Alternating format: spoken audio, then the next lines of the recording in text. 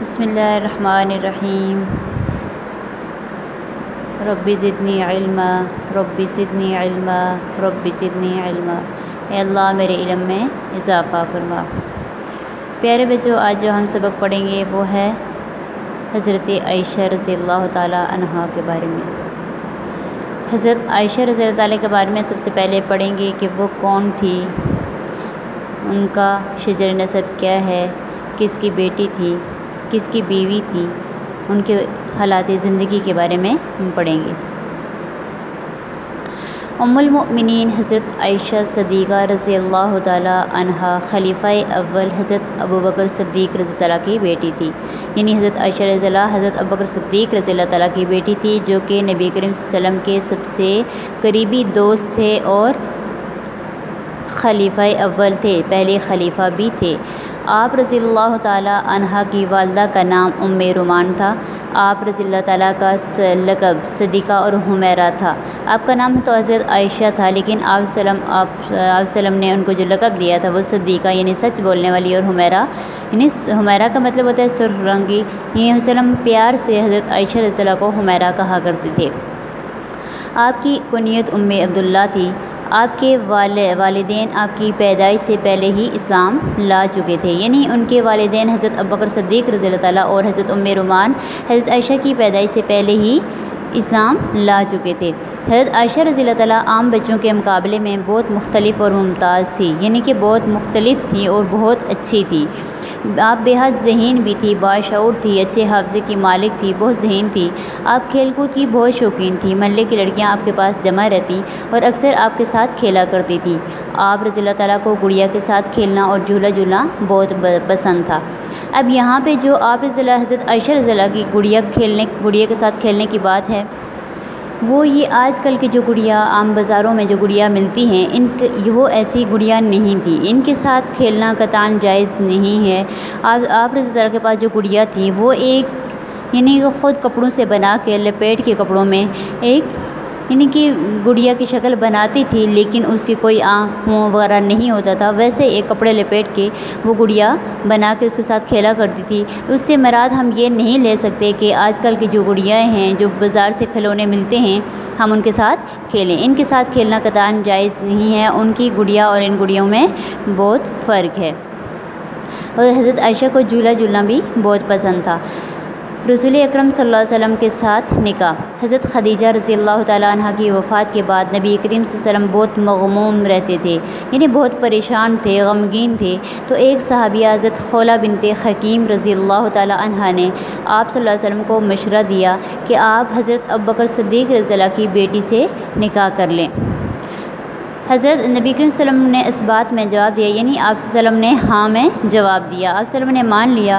حضرت ابوبکر صدیق رضی اللہ عنہ نے نہایت خوشی سے آپ صلی اللہ علیہ وسلم کے ساتھ حضرت عائشہ رضی اللہ کا نکاح کر دیا، کیونکہ حضرت ابوبکر صدیق رضی اللہ تعالیٰ کو سب سے زیادہ محبت اور سب سے زیادہ عزیز تھے نبی کریم صلی اللہ علیہ وسلم، آپ کے جانشین تھے، آپ کے دوست تھے، جس کی وجہ سے حضرت ابوبکر صدیق رضی اللہ نے خوشی سے اس بات کو قبول کر لیا۔ نبی کریم صلی اللہ علیہ وسلم کو تمام امہات المومنین میں حضرت عائشہ رضی اللہ تعالیٰ سے سب سے زیادہ محبت تھی۔ آپ صلی اللہ علیہ وسلم کی 11 بیویاں تھیں، جن میں سے آپ صلی اللہ علیہ وسلم کو سب سے زیادہ پیار، سب سے زیادہ محبت حضرت عائشہ رضی اللہ تعالیٰ سے تھی۔ نبی صلی اللہ علیہ وسلم کی آپ رضی اللہ تعالیٰ سے محبت کی وجہ آپ کے عمدہ اوصاف اور عقل مندی تھی، یعنی حضرت عائشہ رضی اللہ بہت باشعور تھی، عقل مند تھی، یعنی ہر چیز کی سوچ سمجھ رکھتی تھی۔ حضرت عائشہ رضی اللہ کو نبی کریم صلی اللہ علیہ وسلم سے بے انتہا محبت تھی۔ آپ صرف ایک وفاشار بیوی ہی نہیں بلکہ ایک جانثار صحابیہ بھی تھی۔ آپ نبی کریم صلی اللہ علیہ وسلم کی تمام سرگرمیوں میں دلچسپی سے حصہ لیتی اور گھر کے اندر یا باہر کے تمام حالات کی واقفیت حاصل کرتی۔ آپ رضی اللہ کی فضیلت کے بارے میں نبی صلی اللہ علیہ وسلم نے فرمایا کہ حضرت عائشہ کی فضیلت تمام عورتوں پر ایسی ہے جیسے سرید کی فضیلت تمام کھانوں پر ہے۔ سرید سے مراد یعنی جو شوربے والا سالن ہوتا ہے اس میں روٹی جو ڈال کے سرید بنا کے کھائی جاتی ہے، تو آپ صلی اللہ علیہ وسلم کو وہ تمام کھانوں میں سب سے زیادہ پسند تھی، جس کی وجہ سے آپ صلی اللہ علیہ وسلم نے یعنی کھانوں کی فضیلت سرید کو کھانوں پر فضیلت بخشی ہے۔ تو اسی طرح آپ صلی اللہ علیہ وسلم نے حضرت عائشہ رضی اللہ کے بارے میں فرمایا کہ حضرت عائشہ کی فضیلت تمام عورتوں میں ایسی ہے جیسے سرید کی تمام کھانوں پر ہے، یعنی آپ صلی اللہ علیہ وسلم کو سرید والا کھانا بہت پسند تھا، شوربے والا سالن بہت پسند تھا۔ حضرت عائشہ رضی اللہ کی خدمات۔